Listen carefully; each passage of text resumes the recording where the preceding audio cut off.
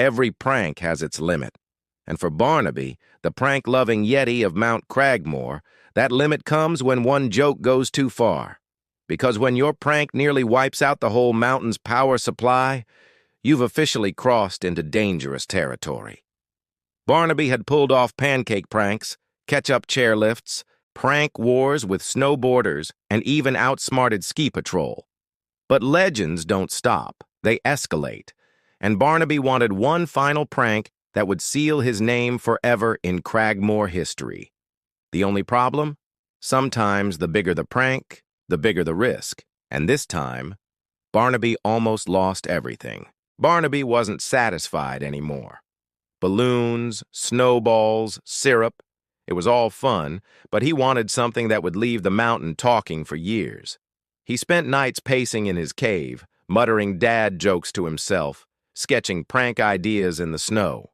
Fake avalanche? Too dangerous. Cover the entire lodge in wrapping paper? Not possible. Replace ski poles with candy canes? Tempting, but not big enough. Then one night, while staring down at the glowing lodge lights, he spotted it. The massive ice sculpture at the center of town. Every year the locals carved it to celebrate winter. This year it was a majestic eagle, wings spread wide, glowing with colored lights. Barnaby's eyes widened. If he could prank that, the centerpiece of the mountain, his legacy would be untouchable. But how? Barnaby's plan was outrageous. He would replace the ice eagle with his own sculpture, not just any sculpture. A self-portrait. Barnaby, tongue out, cross-eyed, holding a giant snowball. It would take days of carving, gallons of food coloring, and some serious stealth. But if he pulled it off, it would be the prank of the century. For a week straight, Barnaby worked in secret. He carved at night, hauling ice blocks from the cliffs, chiseling them with rocks, humming to himself. He mixed berries with water to dye the ice purple for his tongue, used pine needles for fake chest hair, and polished the snowball until it gleamed. Slowly, a massive, goofy Yeti took shape. But Barnaby didn't realize just how close the sculpture was to the town's power grid. The colored lights that made the eagle glow? They were wired into the main supply, and Barnaby, not exactly an electrician, didn't notice the cables running right under his snowy feet. The night of the reveal arrived. The town gathered for the annual lighting of the eagle. Music played, hot cocoa steamed, kids bounced with excitement. Barnaby crouched behind a ridge, waiting for the big moment. Then, with one mighty shove, he toppled the ice eagle and rolled his Yeti sculpture into place. Gasps erupted, screams, then laughter.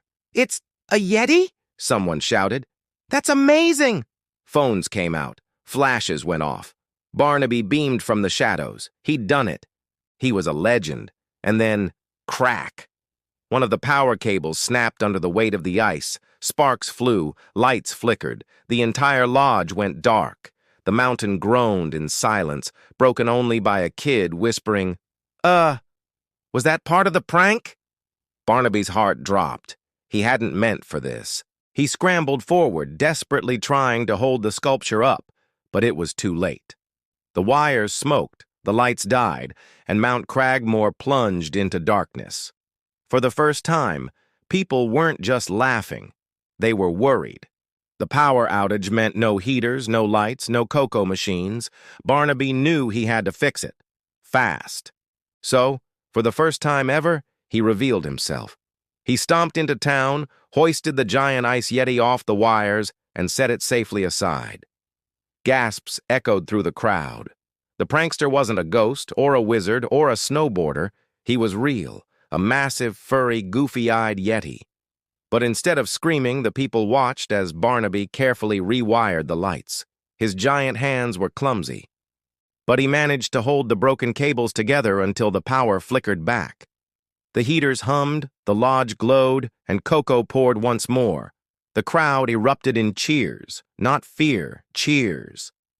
For the first time, Barnaby wasn't just a prankster. He was a hero.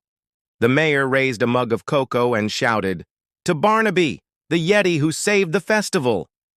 Kids swarmed him, tugging on his fur, laughing. Adults slapped his back, and Barnaby, for the first time, wasn't hiding in the shadows. He was part of the family. He realized then that pranks were fun, but connection, real connection, was better.